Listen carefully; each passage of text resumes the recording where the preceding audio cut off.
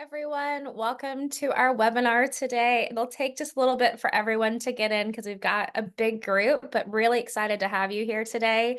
I'm Amanda. I'm the CEO and co-founder of AI for Education. This is our third in our series of 4 webinars with ELA, Educating All Learners Alliance, and we're just so excited to have you here today.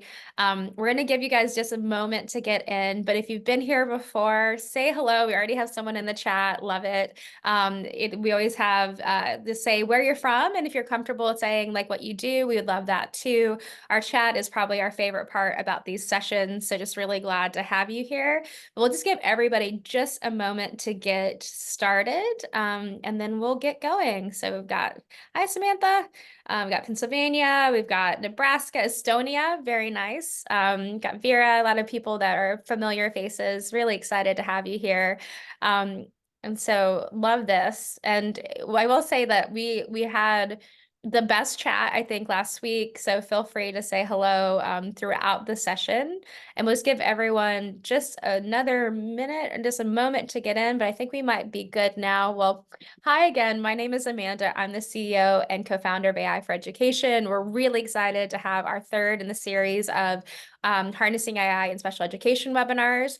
I'm here today with Tria, who is going to talk a little bit about ELA. But today we're really going to be talking about one of the most important parts of our roles as special educators, which is this IEP process. We're going to dig into what this means today. We're going to look at some really great strategies. We just want you guys to get involved. I mean, I think that's always the most important thing. I already see the chat. You can see we have people from all over the world and all different types of perspectives. Amanda from my team is going to pop in the channel our weekly little survey so we get to know a little bit more about you. But please say hello, say where you're from, what you do. Please introduce yourself. We're also going to be doing some prompting. We're going to have 4 kind of key areas of prompting. We're mostly going to be using ChatGPT, the free version, but we'll also look at Claude again this time because it has that functionality of being able to upload documents. And then please share resources. If you have a great resource, an idea, a video, something, a tip, strategy, whatever you want to do, please share that in the chat as well. The one thing is, if you have a question specifically for me, please use it in the Q&A. The chat goes so fast because we already have over 240 people in the room that it's really good for you to put in the chat, the Q&A for me specifically, because that way I can make sure that I don't miss any really good questions and we'll have time at the end. And so, yeah, we're going to talk about our goal, and then I'm going to let Tria kind of kick us off. But what we're going to be looking at again is how generative AI, this new class of tools that we have that are able to generate new text, images, content from the way it's been trained and what you put into what you ask that bot is really a great opportunity to support your IEP process. And so we're really going to focus on the process that happens after the goals are set. And we're going to talk about why in a moment. But we're going to look at things like brainstorming objectives, how to streamline communication. I know you guys are buried in paperwork and communication when you do this process. We've been talking about that. We're going to look at scheduling, but also just generally productivity. I mean, this is really just an opportunity to help you with productivity and to lower that cognitive load of getting to the space where you have something really quality to do with your students that have IEPs, but now you can focus on the doing, not on the creation and the paperwork component. So I'm going to hand this over to Tria, who's going to talk a little bit about ELA again and the purpose for this series before we go to a special guest. Thanks, Tria. Thanks, Amanda. Hi, everybody. My name is Tria Hutchings. I am project director for the Educating All Learners Alliance. Sometimes we call it ELA for short.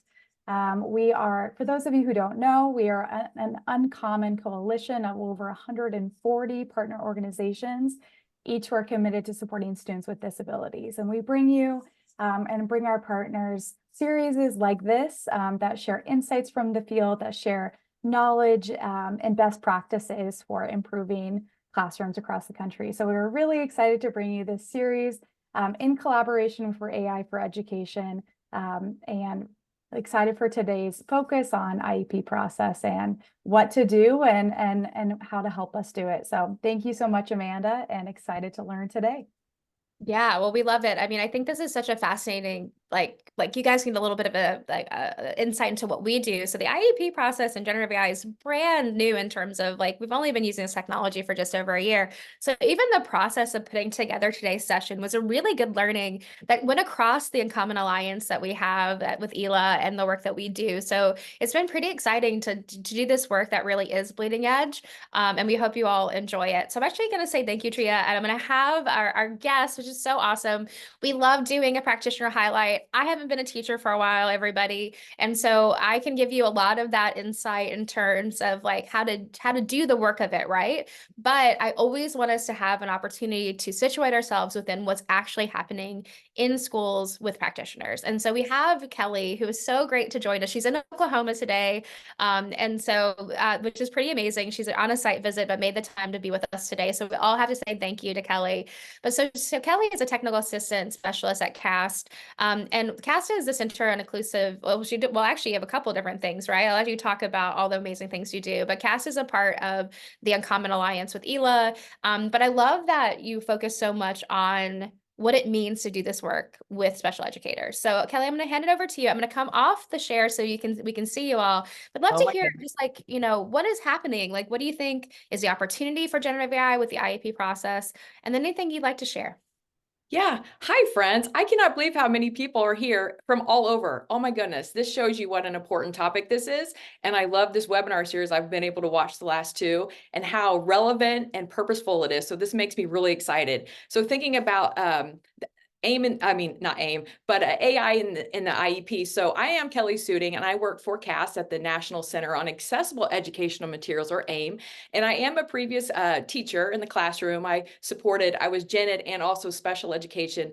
And my areas of support were autism, learning disabilities, and then integration of accessible materials, assistive technology, universal design for learning, and accessibility. So that is my background. And I still work with a lot of educators from all over and do a lot of professional development. And AI is definitely out there. We want to make sure that we're doing it right. So I am at CAST, like I mentioned. And so our vision at CAST, we were the developers of universal design for learning. But really, our vision is to ensure that we are elevating the strengths of our students to eliminate barriers for every learning experience. So that is really important. And AI has the opportunity to do that for sure.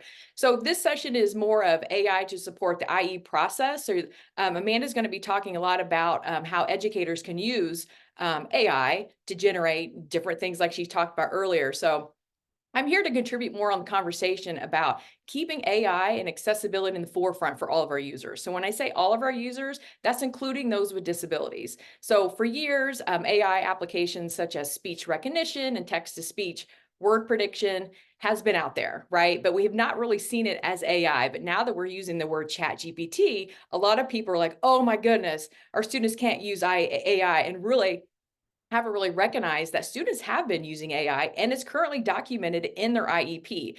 And for that, and when we document assistive technology, so we look at AI as assistive technology, documenting that in the IEP, we're doing that to enhance accessibility so students can access. We want them to interact, decode, and respond to any of the content that they're given. So that's where AI can be considered as an assistive technology accommodation. I feel myself talking so fast because I only have 5 minutes, friends. I want to make sure I get it all in. So when I say accessibility, what do I mean? So the definition of accessibility from the Office of Civil Rights is a person with a disability can acquire the same information, engage in the same services, enjoy the same interactions, and engage in the same interactions as a person without a disability. So that's what I mean when it comes to accessibility, and really focusing on the learning, thinking about literacy as well when it comes to using AI. So when I want to connect accessibility with AI and also assistive technology, that AI can really lower the specific barriers of an individual student who may face some environment barrier themselves, whether it's outside of the classroom or inside of the classroom. So those two things come in together. And I always want to ensure that we're really excited about AI, but are they accessible? We don't want this to be an opportunity where students feel excluded from the tools, but also included. And this is an opportunity to really dive in and think about that. So I just want to just start with just a student named Max. Okay, friends. So this is a real story that is happening now because of AI is really talked about a lot, specifically with ChatGPT. This student named Max has dyslexia. He has documented in his IEP to use speech to text, text to speech, word prediction. So with writing, he would use voice inputting, that's the speech to text, and then use text to speech to hear his errors. And so he is tasked with writing a 10-page research paper, okay? And so knowing he has those accommodation, but because of the fear of GenAI, specifically ChatGPT, he was asked, the whole class is asked, you can no longer use computers. You have to handwrite your 10-page paper. Okay, friends, so let's think about that. My student with dyslexia having to handwrite the paper, okay? Think of processing and just thinking about what are we testing? Are we testing handwriting? No, but it was because of that fear. And so that's creating a lot of anxiety and really a lot of physical pain for this kiddo because those are the combinations that he needed, but yet they're taken away. So, and because there's so much fear, like we hear, oh my gosh, AI is cheating. And we have a lot of fear of that. But we also have to consider the fear of students with disabilities also may be having feeling excluded because they're unable to either access the AI tools because they're not accessible, like they can't interact and engage with it because it's not accessible, or like Max, the accommodations are removed that are essential for his participation. So just thinking about that, and it does matter. And if you've ever, no matter where you're from, you may have heard of Mr. Rogers. He used to do a television show for children, and he had a young lady who was blind who heard him say on the show that he had fish. And so she was really worried about if he was feeding the fish or not. So she wrote him a letter. So what he did was every time he was feeding the fish, he would narrate verbally, I'm feeding the fish. And he did that just for her. He took that next step so she can have the opportunity to be included and really have that learning experience as all the other children who's watching that. And so that's what we have to think about. So taking that next step to ensure accessibility. So if the AI tools are not accessible and the content that's created by the AI tools is not accessible, then our students, our parents, our educators may be losing out on a lot of the content and those learning experience because it's not accessible to them. We have to think dyslexia affects 20% of the world's population.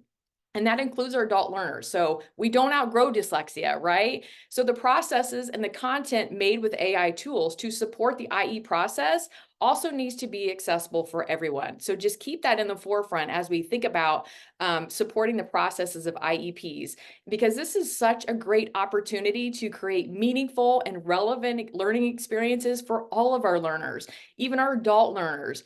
This makes me think, I wish I had AI tools when I was back in the classroom and I had a first grader who was in the kindergarten class and he loved medical books. He carried around this like 6-inch thick book of all medical prescriptions and he had them all memorized. He could decode them. He could tell you where all the pharmacies were in our area. And so if I ever took Advil, he's like, Mrs. Sooning, how much Advil you take? Is that 500 milligrams? Like he knew, and that was where he was. And I always think if I had the opportunity to include AI in that, how he could have just developed, because it was way beyond my scope, right? If he could have just used AI to use his voice because it was accessible to say, create me a map of all the local pharmacies and I could tell you how far they are or et cetera. So there's such a great opportunity for AI as an accommodation, because when we use this as an accommodation, it doesn't change the curriculum at all, only changes how students are going to access and express that. So just kind of concluding this in a super fast elevator pitch on AI and accessibility. When we're talking about the IE process, just think, can your students, again, I'm circling back, parents, educators access? Can they interact? Can they decode the content? Are we using AI to create schedules or to-do lists? Is that accessible? Is the text, are users able to, our parents or educators able to change a color contrast? Can they enlarge the font? What do they need to make that accessible? Can they use text to speech or speech to text to use those tools themselves? If we're using text summarizers or text leveling when we're creating the IEP process for some for ourselves or for our colleagues? Is that accessible? If we have a colleague in the field who uses a screen reader, is what we're creating with AI, are they able to use a screen reader to engage and interact with that content as well? And AI is generating images, ensuring that we're taking that next step like Mr. Rogers did. Have you added alt text so our screen reader users can also experience that image? Are we doing AI generated videos to support maybe the IE process when we're maybe creating something, a tutorial for something that's needed for that process? Are there captions? Are there audio descriptions? So with that said, I love everything about what Amanda and the whole team is putting together. I am totally geeked out. I am here for it as well. And I love it. And I love that they're staying in front of it for sure. And I know that accessibility is just as important to them. And so at CAST, I'm one of the hosts of our podcast, which is Accessible Learning Experience. And one thing that we always say at our podcast is accessibility is everyone's responsibility. So with that said, this was really fast. So if you need support on accessibility, you need to reach out to me or reach out to us, reach out to Amanda, reach out to anyone at ELA to support that purpose for accessibility. So all of our students, all of our adult learners can also feel included because it's a really great opportunity. Thank you so much, Kelly. And I just had one question about this idea of Max. How old is Max? So Max is a high schooler. Awesome. Yeah. Well, So yeah. yeah. Well, just thank you so much. I think one of the things that really sticks out to me besides your passion, which I really appreciate, is that we have to tease apart AI, artificial intelligence, which has already been like if you had a screen reader, if you were using assistive tech or automatic speech recognition or handwriting for that matter, like those are all parts of artificial intelligence that are not generative. So I think that what's really interesting about the story about Max is that we conflated artificial intelligence Yes. with generative AI. And so with Max, like to be able to have those accommodations, which he's legally that has been legally made available to him, is that what we're doing sometimes is we're kind of over rotating and we're rejecting what's already been a part of these kids' lives and our adults' lives. And so I think that this is why AI literacy is so important, because that teacher needs to understand where the line is between this classical AI, which is not going to create a paper that you're not going to be able to go in and Max is suddenly going to say, hey, assistive technology, let's build a 10-page paper. Like that isn't happening versus what is happening with these generative tools. So I think it's a really interesting point and something that we need to constantly reinforce, that AI literacy is incredibly important for us to have a possibility of moving together into the future, because we know that students with IEPs actually in 40504 plans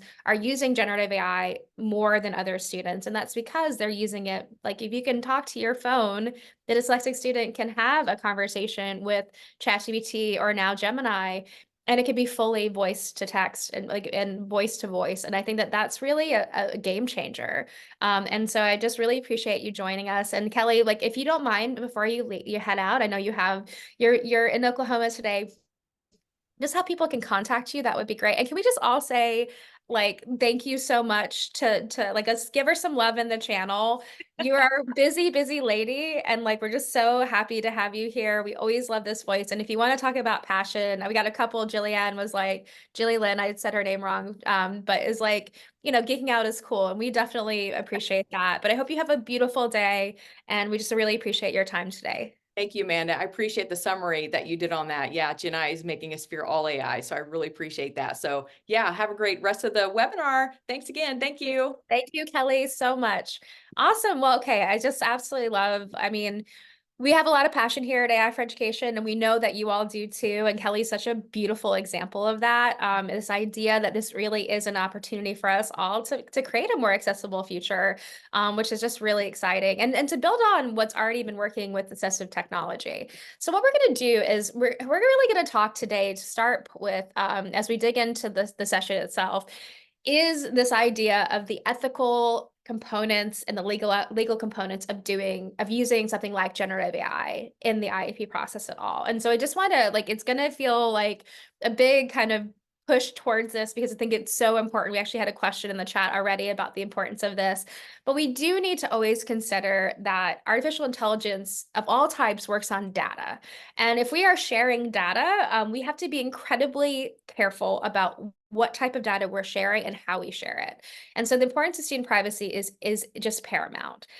We have to be sure that we have privacy laws that we're keeping in mind in the context of what we're using. So whether that's FERPA or COPA, HIPAA, this is really, really important to understand those roles. And as special educators, you're across those. But now sometimes what can happen is we fall asleep at the wheel a little bit because we were talking like conversational AI and we can give a lot of context, right? And sometimes what we might do is give too much context. And so we don't want to do that because first of all, like these are open, these systems can be training their models based on this data. So you definitely don't want to do that in general, even if these laws didn't exist. But then also you just need to be compliant. So please just consider that. We'll talk about some ways to do that in a moment.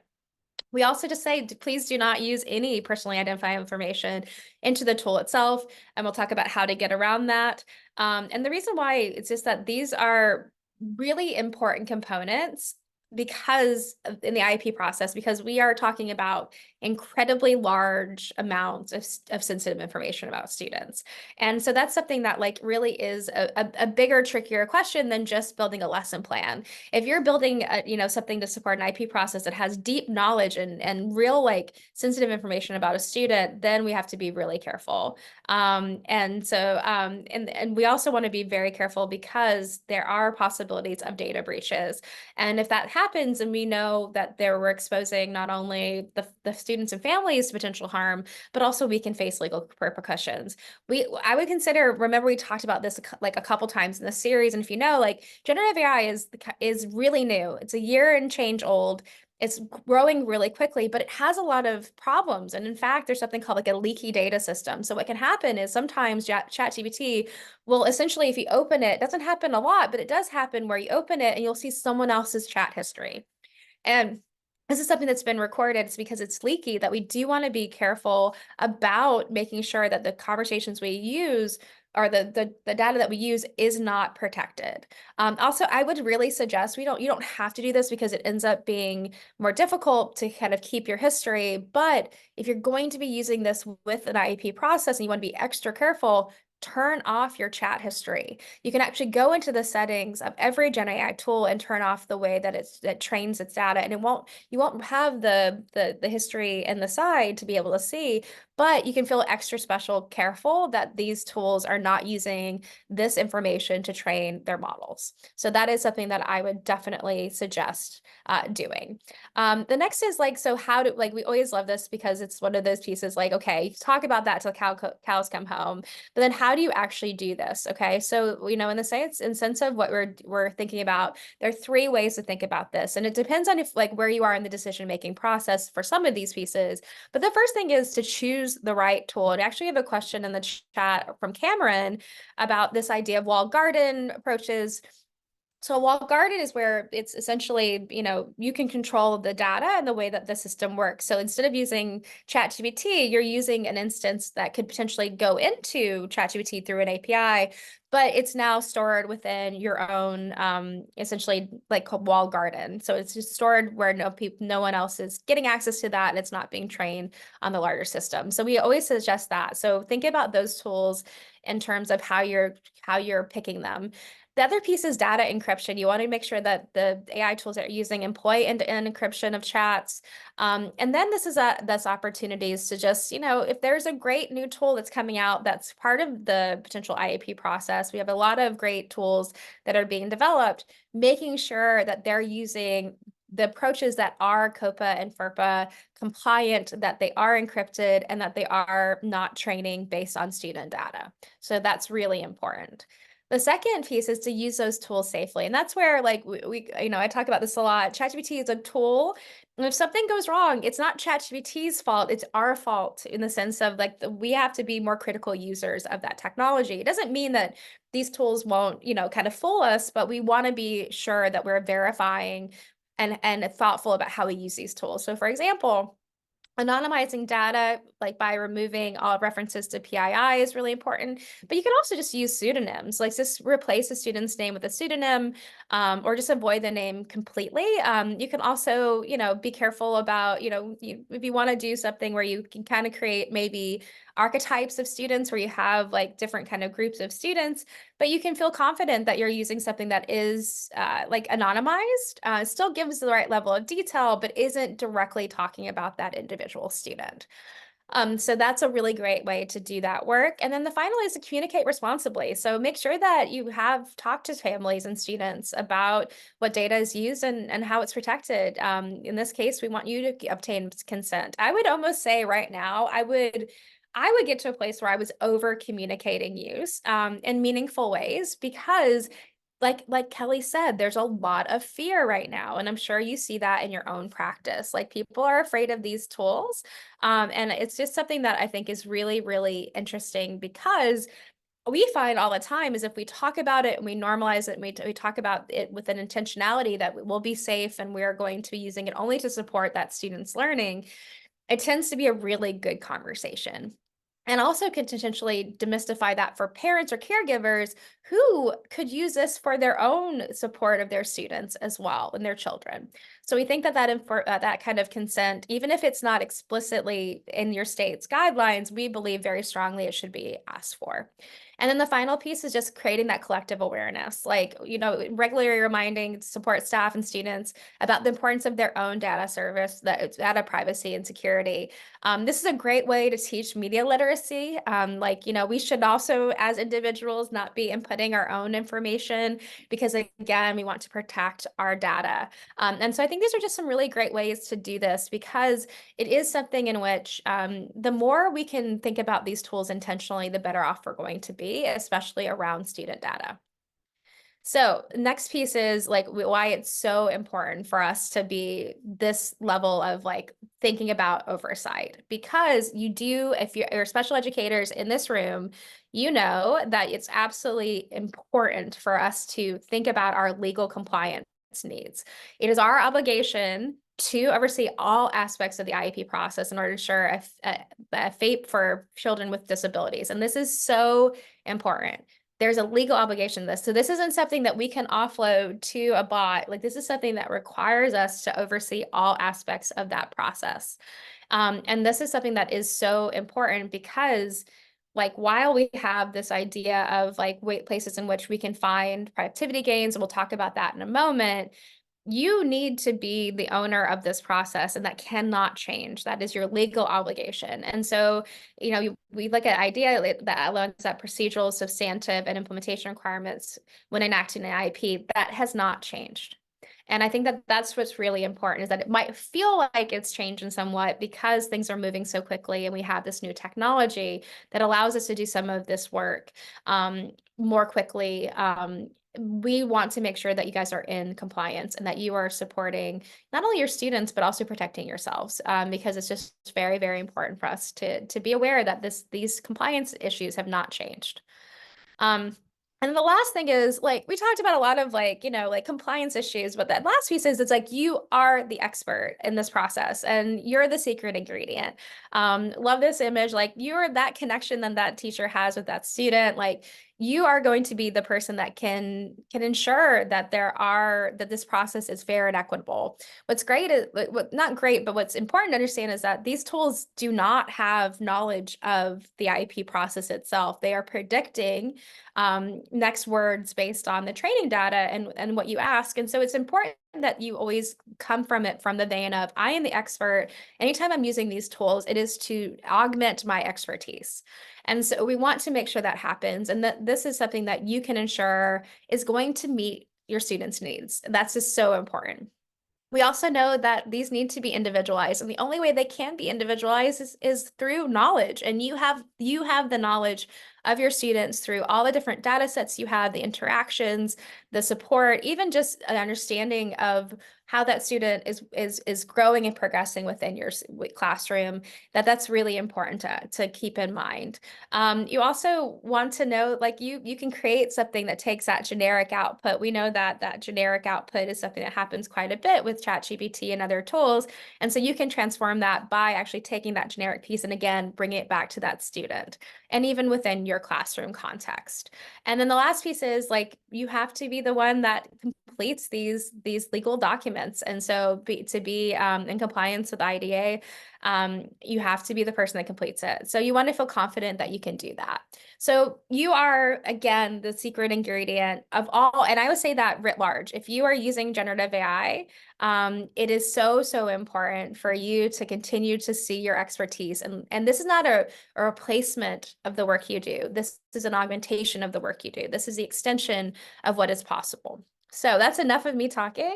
We're going to do a little bit about the process of what this could look like, and then we're going to do some hands-on prompt engineering. So if you want to be involved, we're going to be using ChatGPT, the free version, and Claude.ai. And so we're going to use mostly ChatGPT, but if you want to pull that up and be prepared for that, let's get going. So here's what we suggest as the process. The first is that you're creating these IEP goals based on the data that you have about the student, input from key stakeholders, and then your observation of the learner. And so that's a normal way of doing things. We don't want that to change. And so, but once you've done this work and you've identified these IEP goals, this is where generative AI can start to really kind of come in and support your meeting of those goals. And so the first thing we suggest is, you could take that goal and actually use generative AI to refine it. You can create SMART goals, or you can break it into smaller goals so that you have something that's a little bit more supportive of your practice. So a lot of times we'll have this IEP goal, but we don't necessarily know what to do first or what to do. What's the right order of operations in terms of how to actually start doing that with the student? And so to break that down into more measurable, easier to understand goals can be a really great way to get started. The next is you can also start thinking about using generative AI to generate objectives, activities, and content. So what are the lesson planning, the kind of content instructional planning that you need to meet these goals? We have seen before in last week's session, if you haven't seen it, it's on our YouTube. We'll share that link, that we talked about that whole planning process. And we looked at how you can do a lot of work around differentiation or creation of new content or even modification of content. So this is a great way to do that by now having these IEP goals for your students and then being able to work backwards with some great content. The next piece is using your judgment. Remember, you are the special ingredient. And so always doing some work to revise and review. So you are this idea of human in the loop. You're the human, you're making sure that this is going to work and are able to change that output to really meet your students' needs. And then finally, you can actively monitor the progress towards the goal. And you can look at collecting data with AI or even interpreting data. And we're going to look at an example of that by actually pulling up some notes and being able to have essentially a summary and some ideas, some next steps. And you can do the same thing where you start to pull in some observational, anecdotal feedback and get some support in making sense of that, which can be a really beautiful support. So what we're going to use is last pieces we're going to talk about before we go into our first live goals to objectives is the idea of using AI to augment your professional practice. And so we always want you to begin with your own ideas. This is an opportunity to have the AI clarify, extend, summarize, or reiterate your thoughts. We can then compare the outputs of the student learning profile, IEP, and unique circumstances so that you can see how they compare, what do you need to change. And then, of course, that last piece is just making sure you know how you want to use this and that it meets your students' needs. Okay, first one. So here we go. So goals to objectives. What I'm going to do is I'm going to plop this into the chat, but we're going to look at moving from an IEP goal to a set of objectives. So I'm going to drop this into the chat right now that you can follow along. And so here you go. Here's the prompt for today. And so what we're going to do is I'm going to go to, here we go. I'm going to go to our ChatGPT. And this would always remember, we're always going to do a little bit of a review because former teacher here. So this is our context window, and context is essentially like it's going to remember our conversation within this window. And so I always like to start a new context window when I'm doing something like this. And so what I'm going to do is I'm going to put in, first of all, I prime it, you're an expert special education teacher. Help me write a list of short-term objectives to meet the following goal. By the end of the current academic semester, students will solve two-step equations in mathematics. He will be considered to have met the goal when he correctly solves at least 8 out of 10 two-step equations presented to him during math assessments. There are 16 weeks remaining in the current academic semester. Okay, so here we go. So we've got our IEP goal. There's no student information other than we want to work backwards. And we can give this, like, we want to give more context when appropriate, but this is a good place to start. So what I'm going to do is I'm going to hit enter. And here we go. So we're going to start looking at setting these objectives. So here we go. We've got week 1 to 2 is the student will identify the operations involved in two-step equations, solve simple one-step equations to establish foundational skills, and practice identifying key terms in two-step equations like variables, constants, and coefficients. Then week 3 to 4, we're going to introduce solving two-step equations with addition and subtraction, and this is what we're going to do. And what you're going to notice is there's a little bit of a funny formatting thing where we've got like some numbering that's messed up. That's a total normal thing. And so we can, at this stage, what I would suggest, I'm going to say revise, keeping the same content, but using bullets instead of numbers. And the reason why I'm doing that is like that would take me a really long time to do that work. And so now what I can see is it's removed the weeks, but we can at least see the list. So it makes it a little bit easier for me to cut and paste. But this is where we can start to see like in this piece, so like I start to like work backwards. And so the ultimate goal, like we always think about that goal, working backwards, and then we've created something that is like stepped process. And so this is an opportunity to start thinking about this. And so now what I can do as well is like, in this case, I think I feel pretty confident about weeks 1 to 2. And what I'm going to say is provide a tip sheet for this student for the first 5 objectives. So what I can do now is I can start to build more content. And this is where it gets really interesting. So I can start to say like mastering two-step equations. Here's some things like understand operations, start with one-step equations, etc. And so here's where we can start to like work backwards again and start to fill out things that we wouldn't necessarily do, which I think is really the value of this is that what I'm doing now is that I might have stopped with that IEP goal and then had to sit down and think, okay, what do I do and how do I support the student? But now what I'm doing is starting to extend my support for that student. And what I can do is I can use other tools or ChatGPT to start building out some of this content and or to get, like have a modification of existing content that I already have. So this is just a really good example of like a very simple prompt that can help you organize. And so a lot of times what we can do is we can miss that organizing component where we just don't have enough time to really go through and start to build that stepped process. And you probably have a lot of these materials, but maybe not in the right order of operations for that students. So that's a really good opportunity. And what I would say is like, when we think about this, starting to use this in a way that just gets you more confident that you're going to be able to meet those students' goals is in itself a gift, right? Like sometimes I know we feel this like major need to like support, 6 different students with 6 different IEPs at different levels. And so how are we going to do that? This is a way to start doing that. And really the ultimate goal of our session today is like, how do you start thinking about using these tools to help you with this process that can feel overwhelming at times? So the next thing is like, we know that there's this real opportunity to streamline communication and productivity. And so you have a lot of communication that you have to do around the IEP process. You've got to draft emails, you've got to summarize information.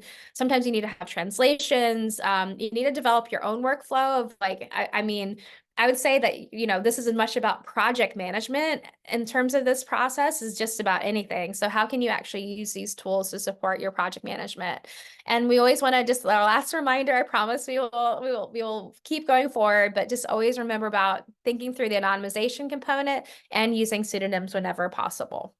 So what we're going to do is, this is actually really, really fun because it's fun in the sense that email is not fun.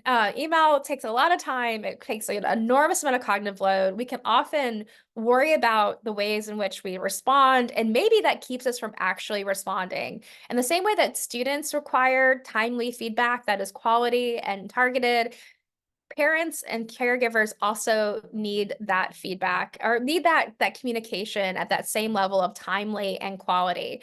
Also, we can, whether it's working with your caregivers or just also like looking at, other communication with providers, like you often have to coordinate so much across this process. What's really cool about doing this work and drafting an email is that you can actually create templates that you can now use going forward. And so this is a really great way. You don't have to keep coming back to ChatGPT, but if you know at the beginning of the year that you're going to need a series of different templates to use for students and caregivers, what you can do is create those and then you have them, and all they need to be done now is it's just a couple of updates. And that's a really great, put it in a file or even save it as a draft in your email. And that way you just really can start to more quickly respond to these pieces. You can also, if you ever have a question where you would love to have a reader say, okay, this seems professional, or the tone is right, or I can understand what I am trying to say. Sometimes it can be hard because people don't have the time, or you're writing that email late at night and you're going to hit, auto send at 8 a.m. in the morning. It's a really great way to get feedback as well. The last thing is you can think about starting to get translations. We always suggest, like, if you're going to use something like this to translate, always have a native speaker review it before sending, but it's a lot easier to review something like this than to completely write it. So this is a really great opportunity. So what I'm going to do is I'm going to place this back into the chat. And so here's our second prompt for the day. And I'm going to go to ChatGPT, our buddy, and I'm going to start a new context window. And here we go. So your experienced special education teacher skilled in building positive relationships with the caregivers of students with learning disabilities. Draft an email to the parents of a student informing them that their presence is requested at an annual meeting, and then they can choose a date. So we've included the dates. We love that level of detail. And then politely, we're signaling politely, emphasize the importance of their attendance, and request an email by the end of the week. And what I will say is that these tools are not very good at word count. We've talked about this. It's not amazing, but like it can give you it's a pretty accurate in terms of like length. You can also say 3 paragraphs or something like that. So what I'm going to do is I'm going to intercalate, and now what we have is this invitation to a piece. I love it. It already gives you a subject line. Do you know how long it takes me sometimes to come up with a subject line? Like, it's just so crazy, the things that take us time, especially when we're really busy. But here we go. I hope this email finds you well as we approach the end of the school year. It's time for our annual piece, which will take place on these dates. Your presence and input are valuable, ensuring that this way you're never using that student's information. We'll talk about any adjustments needed to the current plan and set goals for the upcoming academic year. Please let me know which date works best for you. Would be great. And so this is great. I would say, like, I don't love the idea of your prompt response, but so I might remove that. I could give it some feedback on, be revise to be more friendly, but still professional, and include tips for preparing for this meeting. So what I've done is now, I didn't love the tone. It maybe wasn't my style. So I can give it some examples of my style, but here we go. Your presence meeting is truly invaluable. There we go. That's definitely more my vibe. Like, I like to be really like friendly and approachable, but then I also like to give a little more detail. So in this case, when I ask it to, like, before you come in, here's some things that you can do. And maybe that's not for everyone. Maybe now you have 2 versions of this. You have versions for those you just want to get in the door. So you want it to make it feel as low cognitive, as possible, meaning like they just will come. It's going to feel meaningful. It's easy to understand. It's something that it's going to, be really positive. But then for those parents that are or caregivers that are really ready to have a deeper discussion, you can have this version that is going to have more, like, thought, and they're going to come in more prepared. And I think that this is that level of differentiation. Doesn't just have to be for students, it can be for caregivers. And so some of it's just about getting them in the door, and some of it's like, I can absolutely I can now, like, really go far, right? I can now get to a place where I am able to have them the most prepared. And I think that this is just really, really exciting because it's going to be something that is really great. And I'm seeing in the chat that you guys can't cut and paste the prompts, which I'm really sorry. I think what happened is for some reason our chat today is a little bit strange, and I'm apologies that you can't actually do this. So that's something that I like yeah. So yeah, we can do Jessica. Well, we'll include the text as well, but it did not work last one. You know what? We'll have a we'll try to figure that out for next time. But we'll also what we'll do is going forward, we'll get Amanda on my team to do a QR code so that you have these. And so, but really appreciate the feedback. I really do. It always makes it better for the experience. So just appreciate you all letting us know. But there we go. So there's communication. Another one that's really cool now is actually summarizing meeting notes. And so I know you can't take this with us. I'm going to put it in anyway, just in case. So at least you can screenshot it in the in your chat function. But we will figure this out for next time. But oh man, summarizing meeting notes. This is like really fascinating because like your system might even be open to over time getting transcription services. But anything, you always have these meeting notes. We have so many anecdotal notes. We have so many strong like observational notes that sometimes go nowhere, right? Because they end up being very hard to analyze or collect or collate. And sometimes we just don't have enough time. So one of the best things about generative AI is its ability to take a lot of what we call unstructured data or observational data, and we're able to now summarize it. You can translate again. You can get more information about what you're looking at. You can add, you know, you can start to build a plan based on this. So what we're going to do is we're actually going to go to Claude. And so Claude is, I'm going to drop it into the chat.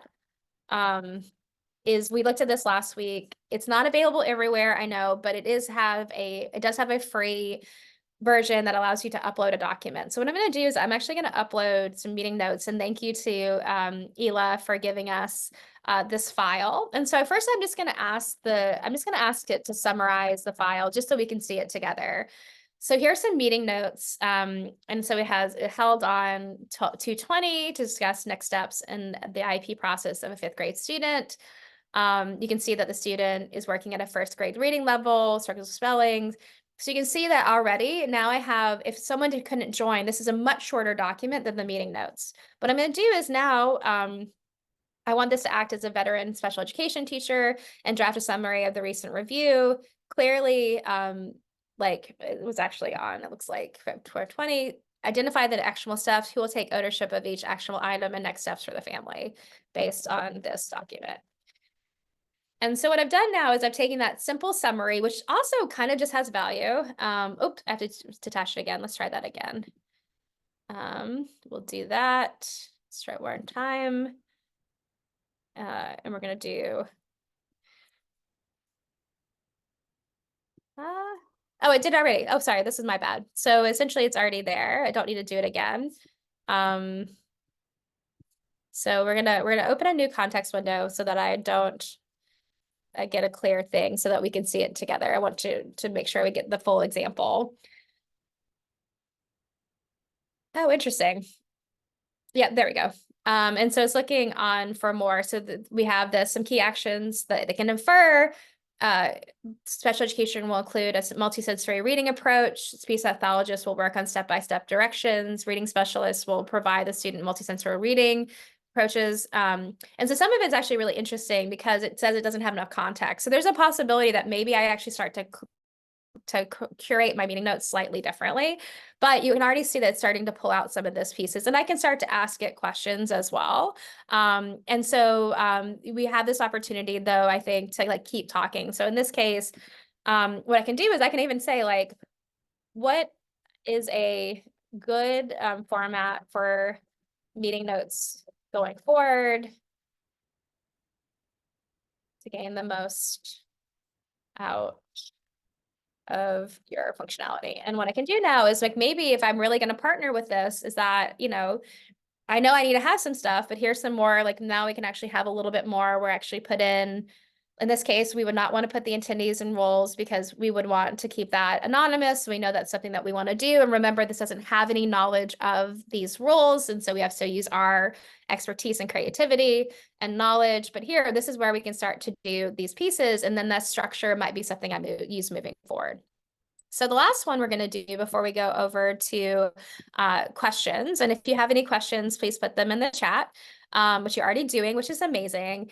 Is the last thing is we talked about you guys being project managers, and project management is legit. It takes a lot of time.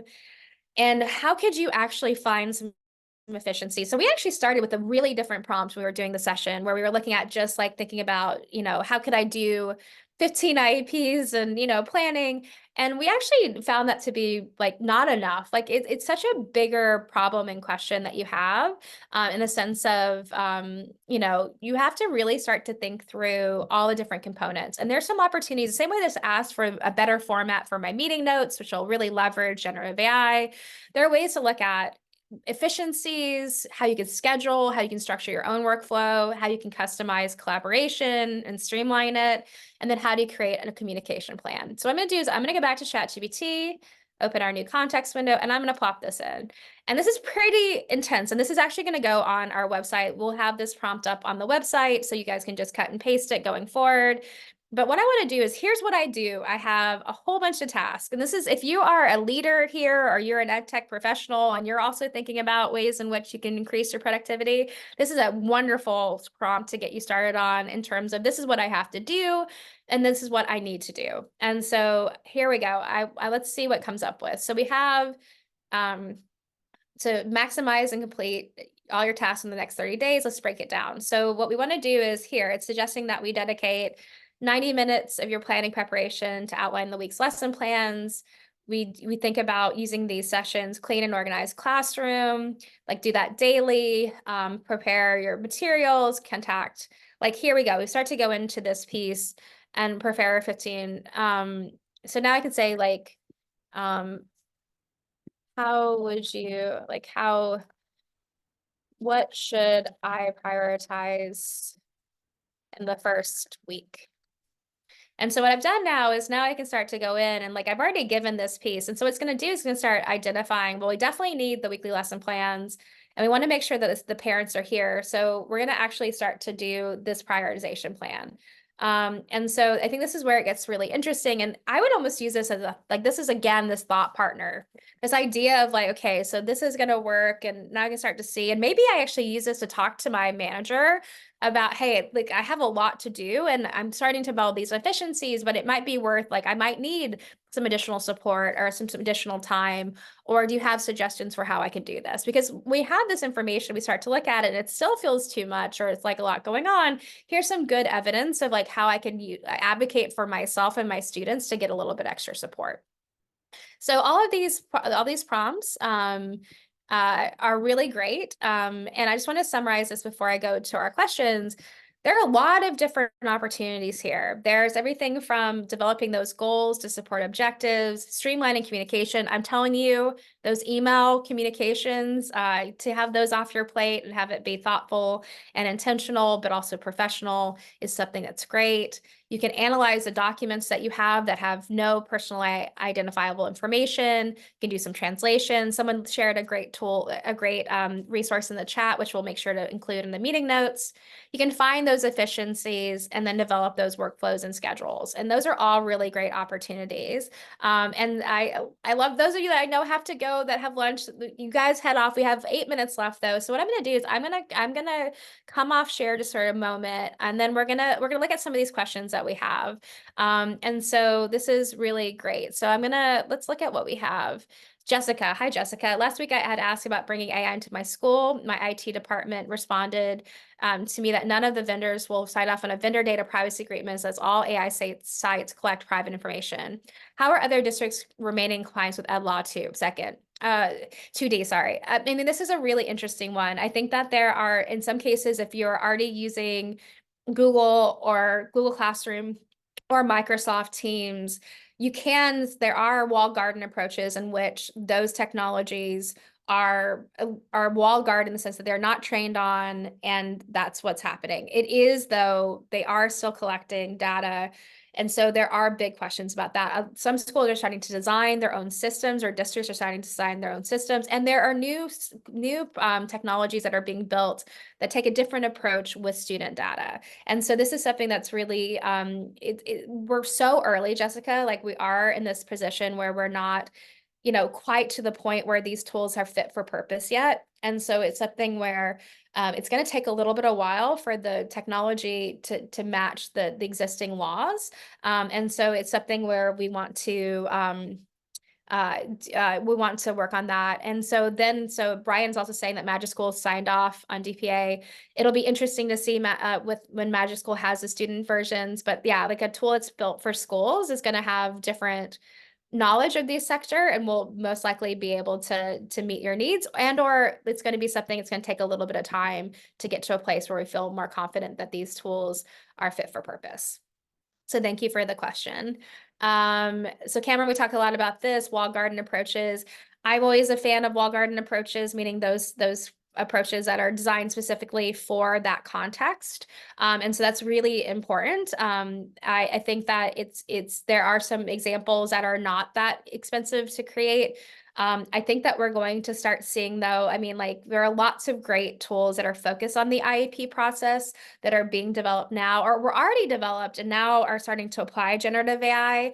I think that we're going to start to see that more and more commonly. And we're happy to share, our next session is really focused on students, but we're happy to share some opportunities as we keep going, as we build this community, where we can share some of those great tools as they are developed. So thanks, Cameron. Yeah, so this is really, Lisa, that's a great question. Can you provide an example of family-facing communication, informing them of the use of AI during the IEP creation process? So that's a really interesting question. What I would definitely say is there is a really good opportunity to work with your IEP team to develop this. And we can look at, potentially with ELA, creating something that could be used about how generative AI is supporting the IEP process. What we're really suggesting today is that it's not really part of the creation of the IEP at this point, but really about the execution. And so that might be something that's a little bit more comfortable for people, knowing that it's not being used to analyze student data, to create the goals, but just after the process is done and everyone agrees on the goals themselves and the IEP itself, then it's a little bit easier to, I think, get people more comfortable, and we would be more comfortable with that as well. Okay. So Deb asked a question, an AI meeting tool to listen in on in-person meetings and auto-generate notes.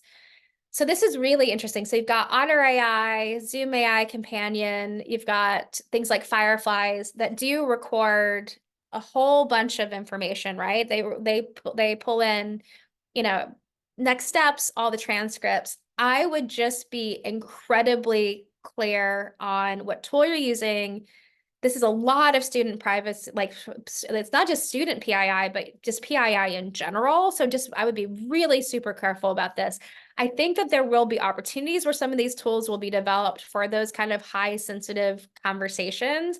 But I would say, Deb, I would err on the side of definitely getting permission, but if these tools are storing that data, training with that data, I would be super, super, super careful about using them for this process. It's just so much personally identifiable information and sensitive information. I don't use it, we don't use it for any sensitive conversations that we have, even internally. So I would even extend that right now to thinking about that in terms of your classroom or those meetings that you have. So I have one more question that we'll be able to have. Hala asked a question about what would I do when I suggest that students use AI to write them a whole essay? Oh man. Okay. So this is something that's a fascinating question. We always suggest building guidance. We have lots of resources on our site.